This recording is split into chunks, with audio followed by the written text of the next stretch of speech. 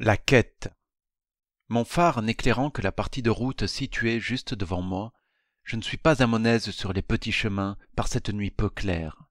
Je roule en me méfiant des ombres. Finalement, j'arrive sans encombre devant le lieu étrange. Je connais la route, pensais. Je me glisse à l'intérieur par l'entrée réservée à Miloche, et je me dirige dans le faisceau de ma lampe vers la benne de récupération des métaux que j'inspecte.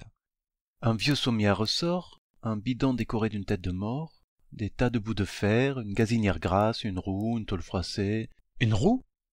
Fébrile, je balaie de ma torche les alentours de cette découverte, en détail, pour voir apparaître la forme d'une bicyclette sous le tas de ferraille accumulé.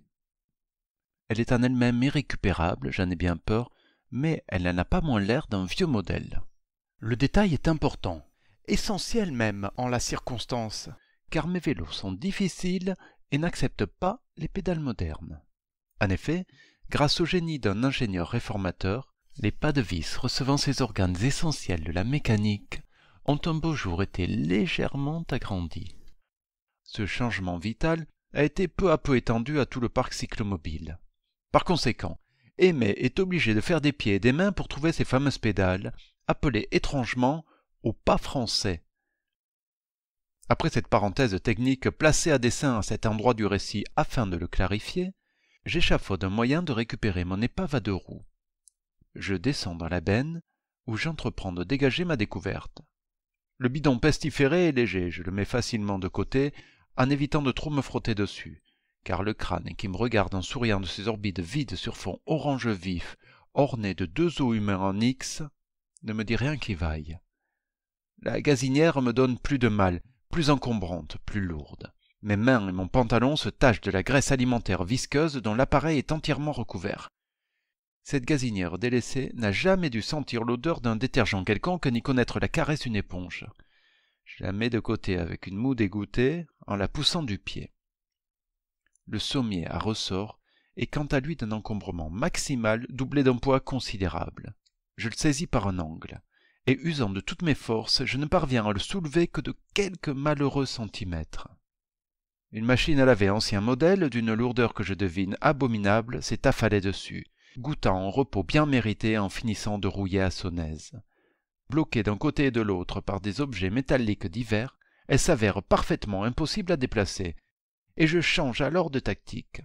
Je retourne au sommier, que je soulève par à-coups, gagnant un peu de place à chaque effort. La lampe entre les dents, je fais bouger le vélo avec le pied, il est tout proche. Je continue mes va-et-vient verticaux, gagnant à grand-peine un soupçon d'amplitude à chaque mouvement. Je ne me repose pas, tout à ma quête des chères pédales, contractant et relâchant prudemment les muscles de mes épaules, de mes pectoraux, de mes bras, sollicitant mon dos aussi, les jambes tendues par l'effort fourni pour me maintenir debout dans ce tas d'immondices ferreux, d'une instabilité cliquetante. Bientôt, je suis à bout de souffle. Heureusement, l'espace me paraît suffisamment grand pour atteindre la bicyclette. Tenant le sommier de la main gauche, je contracte la totalité des muscles de mon bras pour le maintenir en l'air, avant de plonger ma main droite vers le vélo. Ma lampe dans la bouche, ne pouvant déglutir, je bave abondamment avec des bruits de succion mêlés à des ahannements réguliers de douleur, rapport à mon épaule dressée vers le sommier. Je tends le bras droit ainsi que la main qui le prolonge, mais il me manque encore quelques centimètres. J'ai l'impression que mon omoplate va se détacher de mon corps, sans parvenir à toucher le trésor. Je m'enfonce un peu plus sous le sommier, dans une position invraisemblable. Somme de tension de membres en tous sens, tous au bord de la déchirure. Jusqu'à ce que... Joie! Je parviens à saisir le guidon du vélo que je tire vers moi. Il résiste, le con! Je l'agonie d'injures, moi qui suis épris de politesse. Mais il y a des limites. Ça y est, je le sens qui arrive vers moi, vexé. Je prolonge mes deux efforts brachiaux antagonistes, je pousse en dehors, je tire en dedans, tandis que mes jambes flageolent dangereusement. Et je suis à quelques centimètres de réaliser mon exploit, sous le regard admiratif de la lune, qui ne s'est déplacée qu'en quartier pour me regarder de son air penché. Les étoiles sont là. Elles scintillent pour moi en m'encourageant. « Vas-y, Miloche !» me disent Uranus, Pluton, Véga, Bételgeuse, Alpha du Centaure et les autres. « Vas-y, Miloche, on est tout avec toi !» Encouragé par ce public féminin, je contracte la totalité de mes muscles dans un cri étouffé d'effort et de victoire, arrachant complètement le vélo à son lit d'immondices. Quand mon pied droit, tout à coup, se dérobe sous moi. Je chute vers l'arrière, tandis que le sommier s'effondre sur ma jambe gauche, avec un fracas terrible que je couvre par un hurlement de douleur.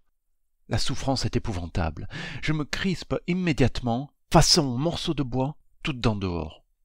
Mes muscles, tendus jusqu'à la démesure, n'en forment plus qu'un seul, prêt à rompre. En tombant, je me suis planté un objet métallique dans le dos. La douleur est violente. À tout ceci s'ajoute une peur soudaine, celle de me vider de mon sang par saccades pour mourir ici, seul, à petit feu, supplicié dans une benne à ordures. Rassemblant mes forces, je parviens à soulever mon tronc et j'atténue ainsi la douleur dans mon dos. La position s'avère très inconfortable. Ma jambe gauche, coincée sous le lourd sommier, me fait horriblement souffrir. Il faut que j'arrête de penser avec mes muscles, que je réfléchisse à une solution astucieuse. Je tente de retourner un entier dans ma tête, en respirant profondément plusieurs fois. Les Égyptiens ont transporté des blocs de pierre énormes avec leur cervelle. Je ne vois pas pourquoi je ne ferais pas pareil avec un vulgaire bout de ferraille. À tâtons dans le noir, car ma lampe baveuse que j'ai lâchée dans ma chute doit reposer je ne sais où au fond du tas de déchets métalliques, je cherche un objet qui pourrait faire levier. Mes mains se posent sur un tube en métal indéterminé que je parviens sans grande peine à dégager du tas. Tentant de sublimer la douleur aiguë que provoque ce mouvement dans ma jambe, je saisis l'objet à deux mains, le levant par-dessus ma tête, avant de l'introduire sous le sommier. Prenant appui sur le bidon à tête de mort, je me suspends à l'extrémité du levier, et le fût se tasse sur lui-même dans des craquements de métal. Après quelques essais infructueux qui ne font que compresser un peu plus le bidon, et je pense à César, le sommier commence à se soulever avec lenteur, diminuant la pression sur ma jambe. Progressivement, en m'aidant du bassin, je dégage ma cuisse qui me fait souffrir le martyre, puis mon mollet. Je pousse un rugissement qui prend sa source dans mes entrailles, quand je suis obligé de tordre mon pied pour m'extirper tout à fait du sommier. Puis je lâche le levier, épuisé par la manœuvre. Ma sueur a trempé mes habits, que je suis mal. Je rassemble mes esprits à la petite cuillère, et avec d'infinies précautions, je parviens à sortir du trou de l'enfer. Orphée moderne, je me retrouve sur le sol des vivants, diminué, mais soulagé. Je me traîne vers la sortie, après m'être retourné vers le vélo, que de toute façon je ne reverrai plus jamais. La lune ayant décidé de ne pas m'éclairer davantage ce soir, je ne vois qu'un tas informe, même pas étincelant. Je referme le grillage et, prenant appui sur l'arbre qui a veillé sur mon vélo, je remonte en selle, guerrier blessé retrouvant sa monture.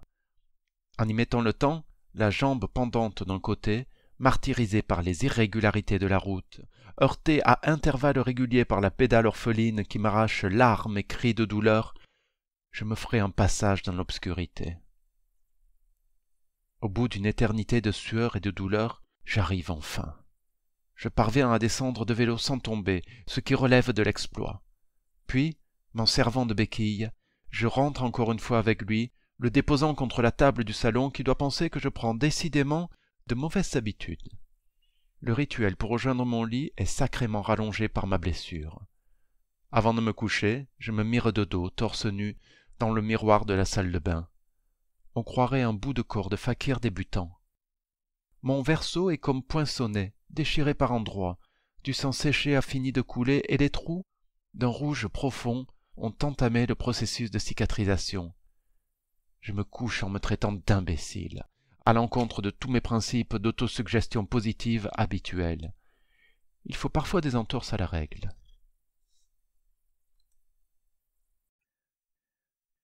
Fracture. Ma jambe gauche est cassée. Du moins je le crois, car mon pied part de lui-même sur le côté. La douleur est de moins en moins tolérable. N'ayant pas dormi de la nuit, je m'arrache à grand-peine de ma couche pour me traîner jusqu'à l'atelier, où je me confectionne une attelle avec 2 planches et du scotch solide. Il devient évident que je dois voir un médecin, et que je suis dans l'impossibilité totale de me transporter jusqu'à la ville.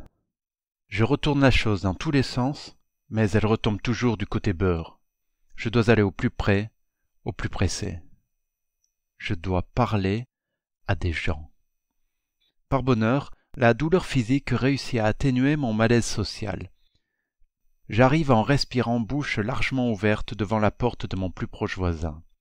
Mon doigt, en sueur, se fige devant le bouton de la sonnette, tremble un instant, se retire, puis va rejoindre ses congénères repliés pour former un point timide, qui frappe finalement à la porte blanche de style américain de Monsieur et Madame Berger. J'entends les coups résonner à l'intérieur, puis des voix, suivies de bruits de pas. C'est Monsieur qui vient m'ouvrir.